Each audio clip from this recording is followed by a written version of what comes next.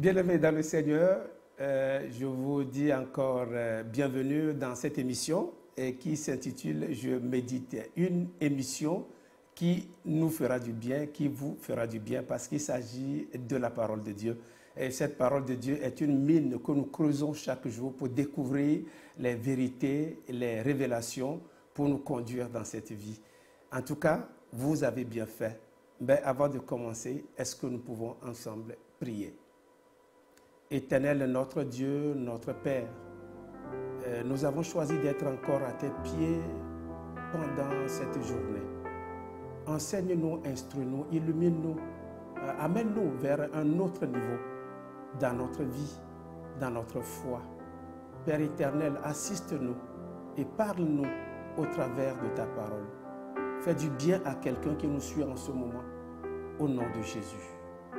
Amen. Amen.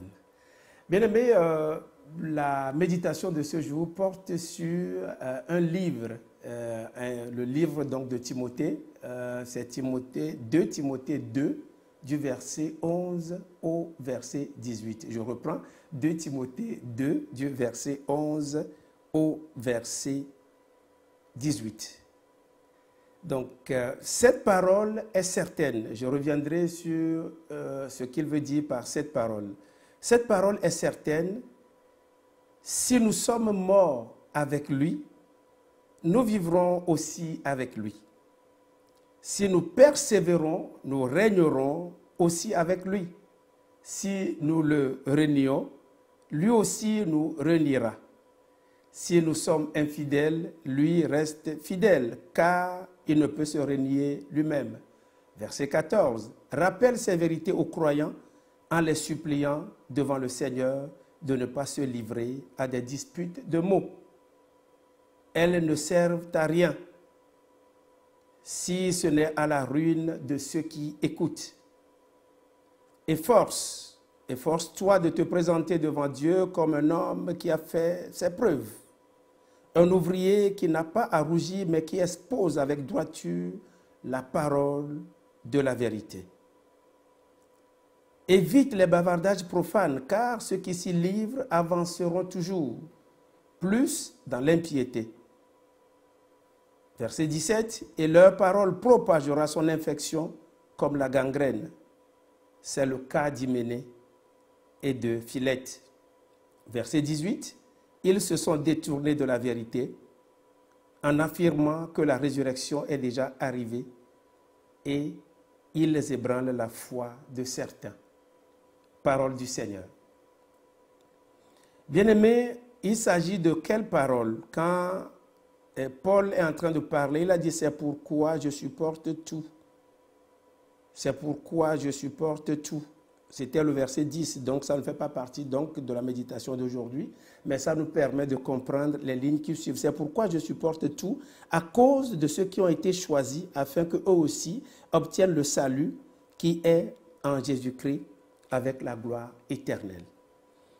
Donc, il s'agit de Paul qui parle à son fils spirituel Timothée.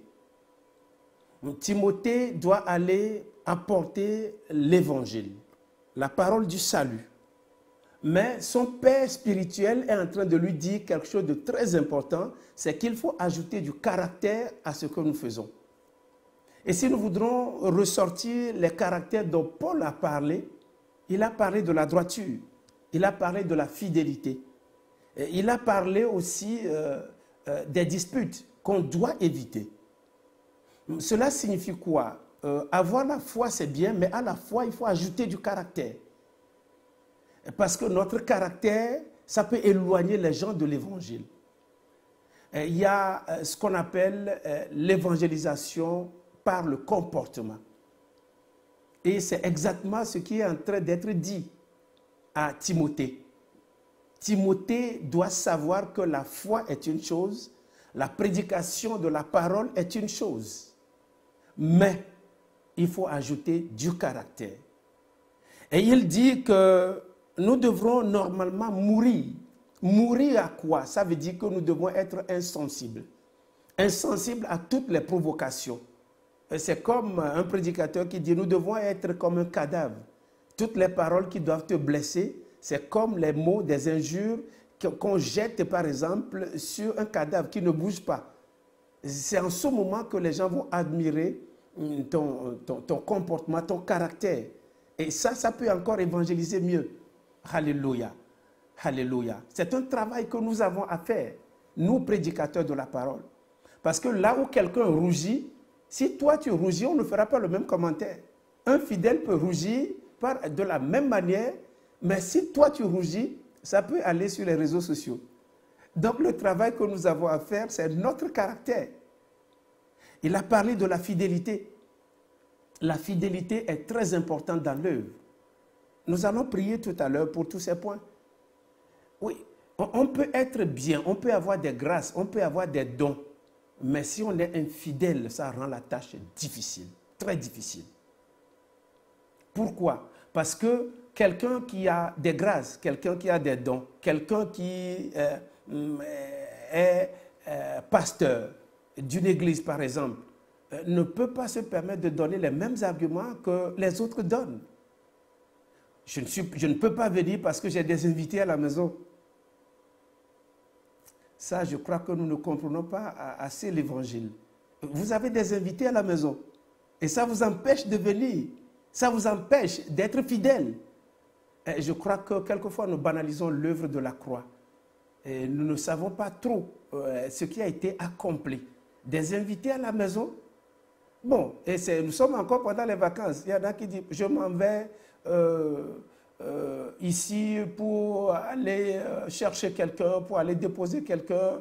Oui, je vais là. Mais quand nous entendons les arguments, et ça c'est au détriment de l'œuvre de Dieu. Bon, on peut choisir d'autres jours pour faire la même chose. Pourquoi les jours de culte? Pourquoi à l'heure où le Seigneur a besoin de nous? Et notre fidélité compte. Vous êtes dans la chorale. Si vous êtes dans la chorale et que vous avez des grâces, vous avez des dons, mais vous êtes infidèle, ça rend la tâche difficile à tout le monde. Vous êtes au protocole. Vous êtes pasteur, vous êtes ministre. Vous avez de très bons dons. Vous êtes au niveau de la sono. Je ne sais pas, au niveau de la sécurité, ben, si vous êtes infidèle, et pire encore, il y en a qui peuvent disparaître sans prévenir. Et on ne prévient pas, et alors que tu sais qu'on aura besoin de toi. Et ça rend la tâche difficile dans le leadership. Je crois que c'est plus simple de dire au leader, je m'en vais, je vais passer quelques jours. Et s'il sait, c'est du respect à son endroit. Et ça rend la tâche encore beaucoup plus facile pour le Seigneur. Donc, ajoutons la droiture à notre foi, à notre savoir-faire. Ajoutons la droiture. Nous allons prier. Nous allons demander à Dieu là où tu es. C'est une grâce qui va être accordée. Oui, pendant 2 minutes, tu peux prier. Tu demandes au Seigneur, Seigneur, accorde-moi la grâce d'être droit. Accorde-moi la grâce d'être fidèle.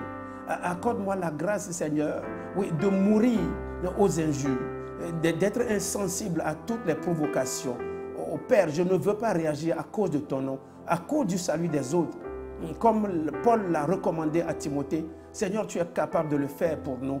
Je prie en ce moment, Seigneur, touche mon cœur, touche ma vie, afin que je ne puisse pas réagir. Je ne veux pas avoir des réactions épidermiques, mais je ne peux pas le faire par ma force. Que ton esprit m'accompagne. Oui, prie en ce moment, le Saint-Esprit va te l'accorder là où tu es. Demande au Saint-Esprit de t'accorder ses grâces, de t'accorder la patience, de t'accorder la droiture, de t'accorder la fidélité dans le nom de Jésus-Christ de Nazareth.